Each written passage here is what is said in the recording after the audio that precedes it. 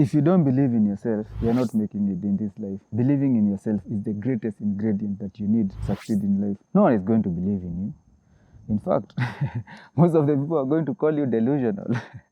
That's because most people don't have self-confidence, and without self-confidence, you're not going to make it in life.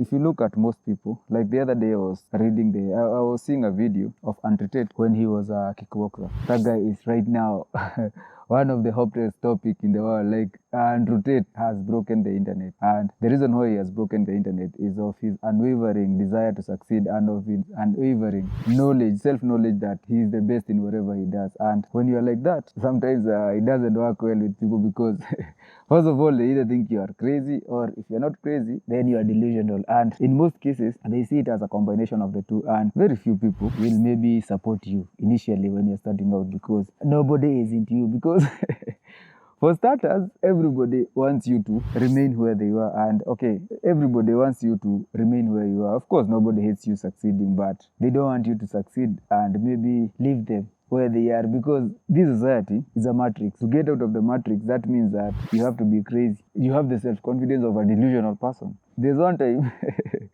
somebody said that I was delusional. This is around the time I was quitting my job, because especially in Kenya, when you quit a job without maybe starting another business, without people knowing whether, there are so many talks that you guys, you're going to fail, because in the society that you're currently in, for you to make it in life, you either have to work like a 9 to 5, and if you're not working a 9 to 5, then you have to come from a money family, and if you're not from a money family, then one of the street is you are going to fail, and the only person who is their own cheerleader is you. So don't expect anybody to cheerlead for you. You are the one who is supposed to cheerlead for you, because no one is coming for you. In fact, no one is coming to give you any help. And the world, witchcraft is real, my friend. And if you don't know it's real, try leveling up. And when you're leveling up, that's when you get to know a lot of people. Because when you're leveling up, that doesn't mean that you have the money there. No, sometimes you have to be at your lowest. Yeah, you have to be at your lowest, and at your lowest, I mean you have to be at your lowest. Sometimes you can be at your lowest financially, sometimes you can be at your lowest emotionally, and in most cases, when you're at your lowest, that's when people find time to stamp you. That's when you'll hear rumors, some funny rumors about you. But if you let that get into your brain, the reason why such rumors start about you is to make you lose your self-confidence, and it works in order to alienate you from the people who can help you, or from destiny helper. Because you hear a nasty rumor about yourself, and people maybe hear a nasty rumor about you, what are they going to do? They are going to alienate themselves from you, so you'll be your own. But one thing I've learned about God separating you from people is that's the time that when God is separating you from people, it's because He wants to build you.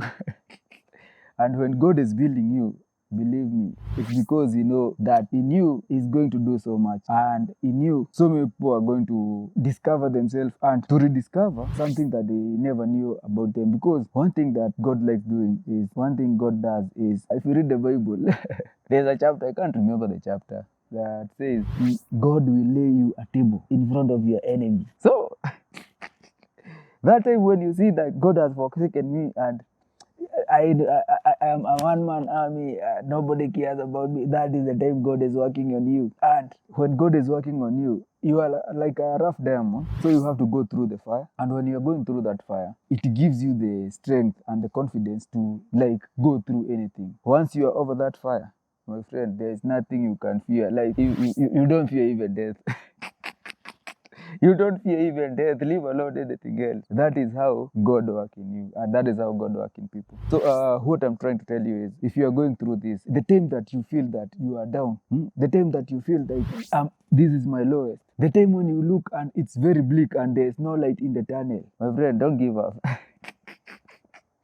Don't give up, because if you give up, that's the time you lose God's blessing, because there's always light under the tunnel, and in every oasis, in every desert, God has an oasis. So what God is doing, if you are going through trials and tribulations, just know that God is working on you, and when He's working on you, you will go through many hurdles. In fact, I don't know if this message is I don't know who this message is for, but this message is a person who think that because they are going through much, they are about to maybe give up. Don't give up.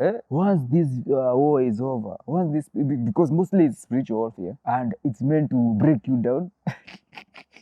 The spiritual warfare is meant to break you down and bring you down and to back break you so that you forsake God or so that you see that God can't do anything for you. But once you overcome it, you realize that this is the best you'll ever be and you are becoming the best version that God always wanted you to be. And with that, you can pursue your passion and happiness that abide with you is so much. But then let me tell you one thing. In this world, I think the best thing that will ever happen to a person is to do something that they love and being happy doing that. Don't worry about money. Money is just a means for making your life better. But money, you can have money today and tomorrow you won't have money. But happiness is key. And without happiness, even if you have that money, you will only use it to you'll use it to indulge in drugs and alcohol to cope with the troubles that you're going through.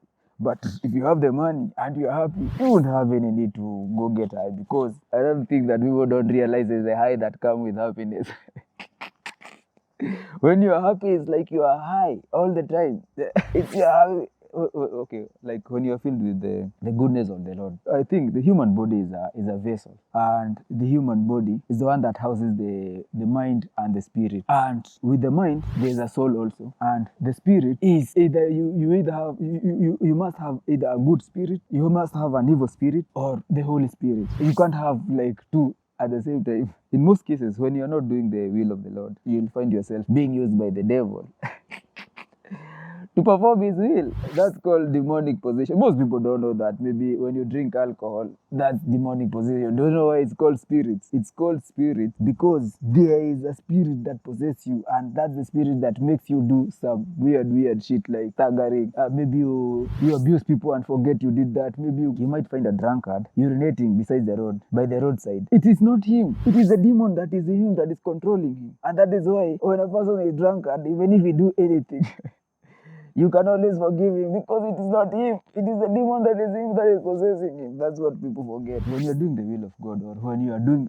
basically every time when you are doing something that you love, you are happy. And when you are doing something that you love, that means you are in God's purpose. Because mostly people do some things, not because they love to do those things. They do those things because they want money. And if you are doing something because you want to be paid, then you won't be happy doing that thing. And that is what most people nowadays are doing. You'll hear a person complaining, hey, I don't have my job. If it were not for a check, I wouldn't be here. If you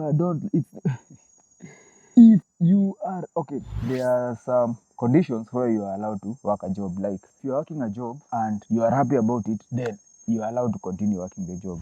If you are working a job and you are like 70% in, then you can continue. But even if you are 50%, like, sometimes I love it, not always. But if it is 30%, then at that point, it will even be affecting you emotionally. And when it's affecting you emotionally, you are bordering to become an addict in something, because you have to either become an alcoholic or you have to start abusing a drug of some sort as a coping mechanism. So what so many people forget is, even though that job can be giving you that money, you might end up using so much money from whatever you get as a coping mechanism. So at the end of the day, it's a zero-sum game. And if it's a zero-sum game, then why should you continue doing it?